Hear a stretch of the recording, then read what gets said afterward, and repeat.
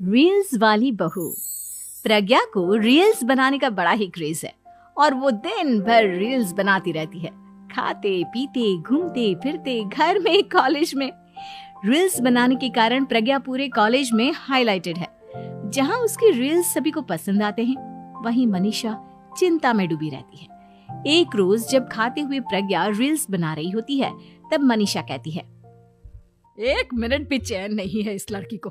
ये नहीं कि खाना तो आराम से खा ले, लेकिन नहीं, अरे थोड़ी देर रील्स नहीं बनाओगी तो आसमान नहीं टूट पड़ेगा। अरे मम्मी, इसी को तो कहते हैं डिटर्मिनेशन। तुम नहीं समझोगी ये सब। भगवान, इस लड़की को सद्बुद्धि दे। जब देखो तब टेढ़ा बाका मुंह बनाती रहती है।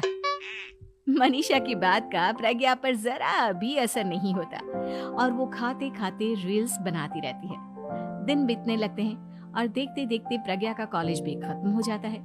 आए दिन कोई ना कोई मनीषा को प्रज्ञा की शादी करवाने का सुझाव दे जाता है। सब ठीक ही कहते हैं, प्रज्ञा की शादी कर देनी चाहिए।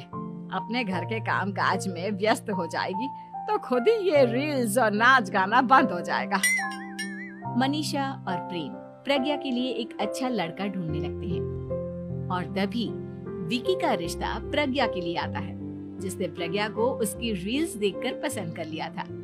अगले दिन विकी अपने माता पिता के साथ प्रज्ञा के घर पहुंच जाता है और प्रज्ञा साड़ी पहने हाथों में चाय की ट्रे लिए उनके सामने आती है। जब विकी को पसंद है तो हमें भी बहू पसंद है। बहन जी, आप बारात की तैयारी कीजिए। एक बार लड़का लड़की अकेले में बात कर ले तो अच्छा रहेगा। हाँ हाँ, क्यों नहीं। मनीषा विकी को प्रज्ञा के कमरे में भेजती है, जहां प्रज्ञा पहले से ही रील्स बना रही होती है। तभी विकी कहता है, आ गए आपके साजन जी। हमारे साथ ये रील्स कंप्लीट करती तो और भी अच्छा रहता। अच्छा जी, अब आ ही गए हैं तो बना ही लेती हूँ आपके साथ। दोनों मिलकर रील्स बनाते हैं। जब वी मीट और तुरंत पोस्ट भी कर देते हैं। फिर विकी कहता है, जब आप साड़ी में चाय लेकर आई तब मुझे लगा कि कहीं मैं गलत घर में तो नहीं आ गया। अब सही है। दोनों की शादी पक्की हो जाती है और शादी के दिन भी प्रज्ञा रील्स बनाने से चूकती नहीं। यहाँ तक कि बारात के समय भी नाचते हुए रील्स बनाती है। सभी लोग प्रज्ञा की तारीफ के पुल बांध देते हैं और प्रज्ञा नाचती गाती अपने ससुराल चली जाती है। सब कुछ अच्छा चल रहा होता है। प्रज्ञा यहाँ भी दिन भर हर चीज की रील्स बनाती रहती है। लेकिन कुछ दिनों के बाद जब सुनीता कहती है, बहू, ये रील्स के साथ साथ कुछ काम भी कर लिया करो। वैसे तुझे और क्या क्या बनाना आता है?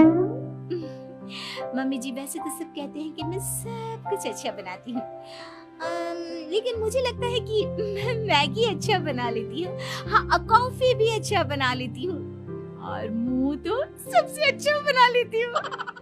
हैं? अच्छा अच्छा। सुनीता अपना माथा पकड़ लेती है और कहती है, बहू, कुछ खाना बनाना भी सीख लेती।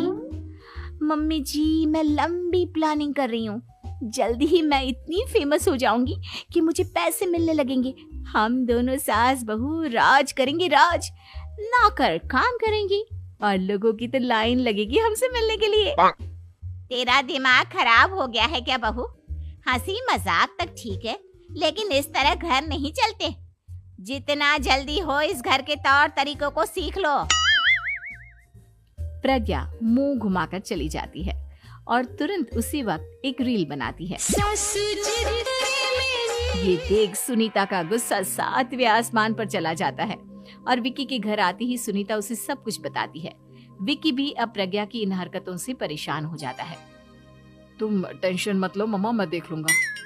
विकी कमरे में जाता है तो देखता है कि प्रज्ञा रील्स बना रही है।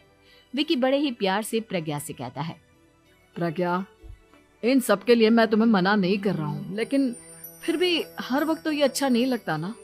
समझने की कोशिश करो, मुझे भी तुम्हारा थोड़ा वक्त चाहिए। मैं जब ऑफिस से आता हूँ तो मुझे समय देने की जगह इसी में लगे रहते हो। तुम ज्यादा ही सोच रहे हो। तुम भी मेरे साथ रील्स